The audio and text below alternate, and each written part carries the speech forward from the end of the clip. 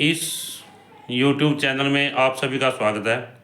आज का हमारा टॉपिक है गणित कक्षा 9 प्रश्नावली 1.1। इसमें पहला सवाल है, क्या शून्य एक परिमेय संख्या है? क्या इसे आप p बटा क्यू के रूप में लिख सकते हैं, जहाँ p और q पूर्णांक है और q जो है 0 के बराबर नहीं है।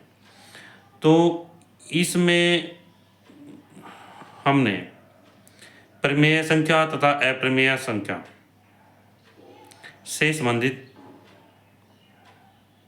बेसिक वीडियो बनाई थी। आप इस प्रश्नावली को करने से पहले उस बेसिक वीडियो को इस चैनल की प्लेलिस्ट में जाकर देख सकते हैं। तो यहाँ पर इस प्रश्न को करने से पहले हमें इन बातों के विषय में पता होना चाहिए कि प्राकृतिक संख्या क्या है, पूर्ण संख्या क्या है और पूर्णांक क्या है। प्राकृतिक संख्या, पूर्ण संख्या, पूर्णांक, इन सभी की भी हमने बेसिक वीडियो बनाई है और इस चैनल की प्लेलिस्ट में डाल दी गई है। तो प्राकृतिक संख्या क्या है? प्राकृतिक संख्या 1, 2, 3, 4, 5, 6, हम आगे बढ़ते जाते हैं, ये सभी प्राकृतिक संख्याएं हैं।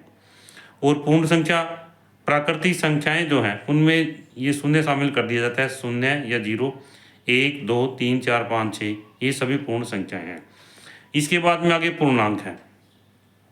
पूर्णांक 0 से लेके दाईं तरफ 1, 2, 3, 4, 5 और इधर जो है बाईं तरफ -1, -2, -3, -4 आदि, ये सभी क्या है? पूर्णांक है। अब आगे वास्तविक संख्याएं हैं। वास्तविक संख्याओं में एक परिमेय संख्या और अप्रमेय संख्या, दो भागों में इसको बांटा गया है। परिमेय संख्या क्या है? p बटा क्यू के रूप में हम परिमेय संख्या को लिख सकते हैं और p बटे क्यू में q बराबर 0 नहीं है। तो परिमेय संख्या क्या होगी? जैसे हमारे पास में है -3 है बटे 1, -2 बटे 1, -1 बटे 1, 0 बटे 1, 1 बटे 1, 2 बटे 1, 3 बटे 1, ये सभी परिमेय संख्याएं हैं। और अप्रमेय संख्या में क्या है? अप्रमेय संख्या को हम p बटे क्यू के रूप में नहीं लिख सकते। तो यहाँ पर ये वर्गमूल 3, वर्गमूल 4, वर्गमूल 5, वर्गमूल 7 आदि सभी जो है अप्रमेय संख्याएं हैं। अब इसमें हम पहला सवाल है कि क्या शून्य एक परिमेय संख्या है? क्या इसे आप p बटे क्यू के रूप में लिख सकते हैं, जहाँ p और q पूर्णांक है और q जो है 0 के बराबर नहीं है।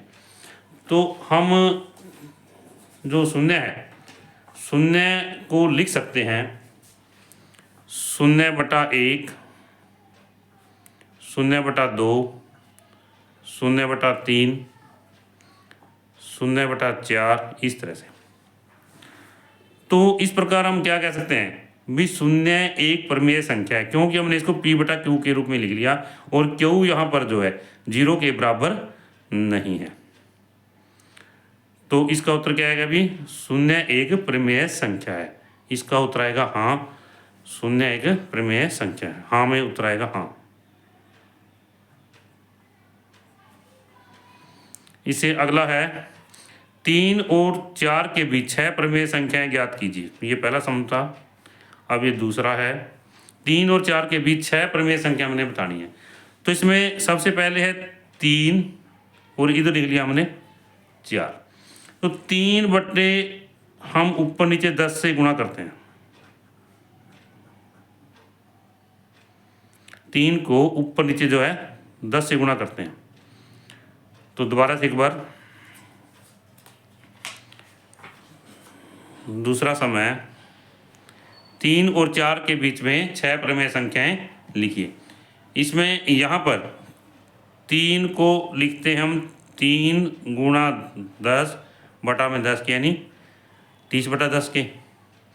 और 4 को लिखते हैं हम 4 गुणा 10 बटा में 10 के, 40/10 के। इस प्रकार 30/10 और 40/10 के बीच में हम 6 परिमेय संख्याएं बतानी है। तो हम लिख सकते हैं 31/10, 32/10, 33/10, 34/10, 35/10 और 36/10। ये क्या है? अभी सभी परिमेय संख्याएं हैं। किसमें? 3 और 4 के बीच में क्या लिखेंगे? ये 31/10, 32/10, 33/10, 34/10, 35/10, 36/10, 3 व 4 के बीच में 3 व 4 के बीच में परिमेय संख्याएं हैं, परिमेय संख्याएं हैं।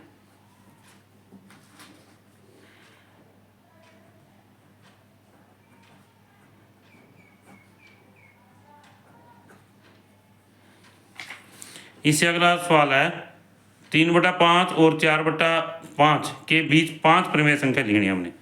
3/5 और 4/5 के बीच में, तो 3/5 है, 3/5 को लिख सकते हैं हम ऊपर नीचे, इसको 10 से गुणा करेंगे, ये आ गया 30/50 के। और 4/5 है, इसको भी हम ऊपर नीचे 10 से गुणा कर देंगे, अंश और हर को 10 से गुणा कर देंगे, तो अंश और हर को 10 से गुणा करने पर क्या हुआ, 40/50 आ गया। अब क्या करना है, 30/50 और 40/50 के बीच में कितनी संख्या लिखनी है, 5। कितनी लिखनी है, 5। तो यहाँ पर हम लिख सकते हैं 31/50, 32/50, 33/50, 34/50, 4 होगी, एक और लिख देंगे 35/50, 35/50। ये सभी संख्याएं जो हैं 30/50 और 40/50 के बीच में है। कितनी अभी, 30/50 और 40/50 के बीच में है। ये 5 संख्याएं परिमेय संख्या आ जाती हैं। इससे अगला है, चौथा सवाल है, नीचे दिए गए कथन सत्य हैं या असत्य है, कारण के साथ अपने उत्तर दीजिए। हमने बताना है कि जो कथन दिए गए नीचे है वो क्या है, सत्य है या असत्य है। प्रत्येक प्राकृत संख्या एक पूर्ण संख्या होती है। प्रत्येक प्राकृत संख्या एक पूर्ण संख्या होती है। तो हमने क्या देखा था, प्राकृत संख्या में 1 2 3 4 5 आते हैं और पूर्ण संख्या में 0 1 2 3 4 5 आते हैं। तो इसमें हम क्या करते हैं, जैसे प्राकृतिक संख्या, प्रत्येक प्राकृतिक संख्या पूर्ण संख्या होती है, तो सही है इसमें, क्योंकि सारे इसके अंदर हैं। तो हम क्या लिखेंगे, सत्य। क्या लिखेंगे, सत्य। प्रत्येक पूर्णांक एक पूर्ण संख्या होती है। प्रत्येक पूर्णांक एक पूर्ण संख्या होती है। ये पूर्णांक है, इसमें 0 से लेके इधर 1 2 3 4 5 और इधर जो है बाईं तरफ -1 -2 -3। तो प्रत्येक पूर्णांक पूर्ण संख्या है नहीं है, क्योंकि ये जो है -1 -2 -3 ये है पूर्ण संख्या नहीं है। तो इसमें ये क्या आएगा, असत्य आएगा। क्या लिखेंगे इसको भी हम, असत्य।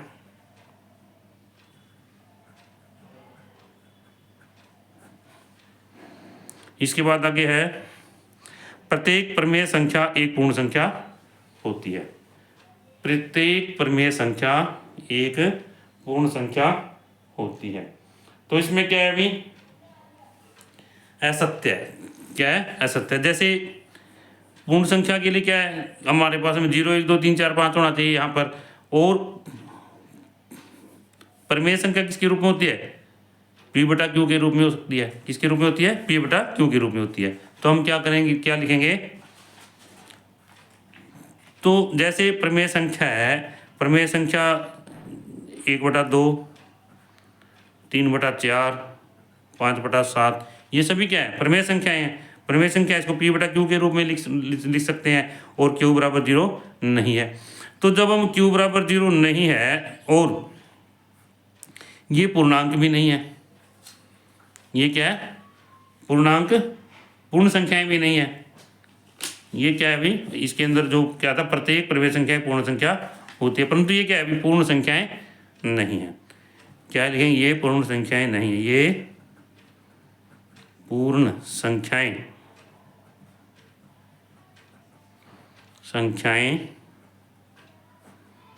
नहीं है, नहीं है। ये क्या है अभी, ये पूर्ण संख्याएं नहीं है। तो ये क्या हुआ, असत्य हुआ। क्या हुआ, असत्य।